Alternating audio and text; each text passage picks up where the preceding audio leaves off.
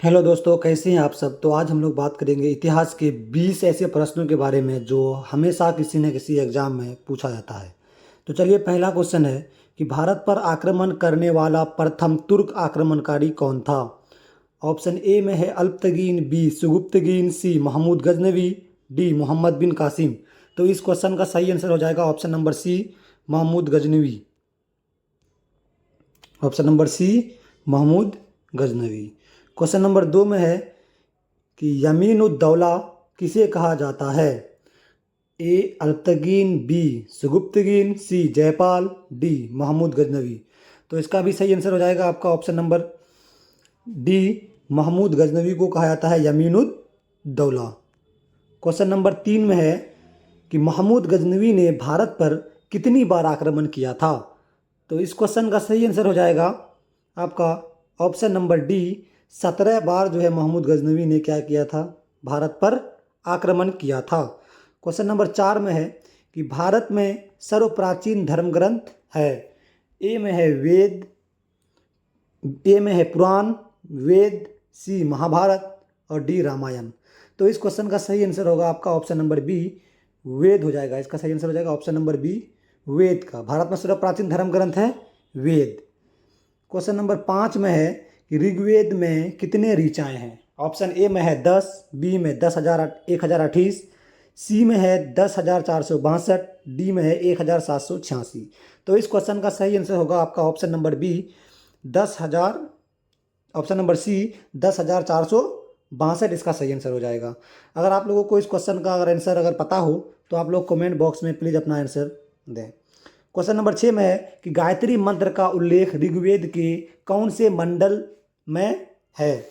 Option में है ए प्रथम मंडल, बी दूसरा मंडल, सी तीसरा मंडल, डी चौथा मंडल। अगर आप लोग को इसका आंसर पता है तो आप लोग कमेंट बॉक्स में आंसर दें।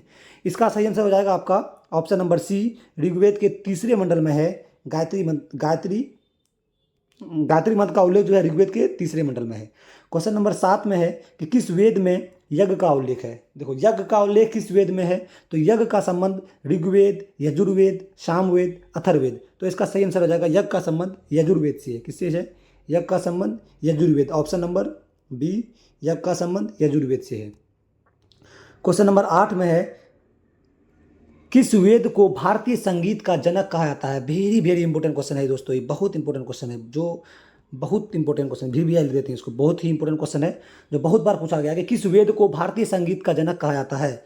ऋग्वेद को, यजुर्वेद को, सामवेद को या अथर्ववेद को। तो इस क्वेश्चन का जो है सही आंसर हो जाएगा आपका ऑप्शन नंबर सी, सामवेद को क्या कहते हैं, भारतीय संगीत का जनक कहा जाता है सामवेद को। Option number C, Samaveda. इसके बाद क्वेश्चन नंबर 9 को देखते हैं। तो चलिए, क्वेश्चन नंबर 9 में है कि निम्नलिखित में से कौन सबसे प्राचीन वेद है। आपका ऑप्शन है ए ऋग्वेद, बी यजुर्वेद, सी सामवेद, डी अथर्ववेद। तो इस क्वेश्चन का सही आंसर हो जाएगा आपका कि सबसे प्राचीन वेद कौन सा है, तो है ऋग्वेद। कौन है इसका आंसर? ऋग्वेद। तो चलिए, ऑप्शन नंबर ए को लॉक कर दे। इसका सही आंसर हो जाएगा ऋग्वेद। सबसे प्राचीन वेद कौन सा है? ऋग्वेद। क्वेश्चन नंबर 10 में है कि पुराणों की संख्या कितनी है। आपका ऑप्शन में है ए 17, बी 18, सी 19, डी 30। तो इसका सही आंसर हो जाएगा आपका ऑप्शन नंबर बी, 18 है। कितनी है पुराणों की संख्या, कितनी है? 18। क्वेश्चन नंबर 10 में है कि अर्थशास्त्र क्वेश्चन नंबर 11 में है कि अर्थशास्त्र के लेखक कौन है। तो अर्थशास्त्र का लेखक कौन है? कौटिल्य, अशोक, महात्मा बुद्ध या महावीर स्वामी। तो देखिए, इसका सही आंसर हो जाएगा ऑप्शन नंबर ए, अर्थशास्त्र का लेखक जो है कौन है? कौटिल्य है। कौन है? कौटिल्य। इसका नाम जो है और भी है कि इसी को, कौटिल्य को ही क्या कहता है? कौटिल्य, अर्थशास्त्र का लेखक जो है कौटिल्य, इसी को ही चाणक्य कहा जाता है। क्या कहा जाता है? चाणक्य।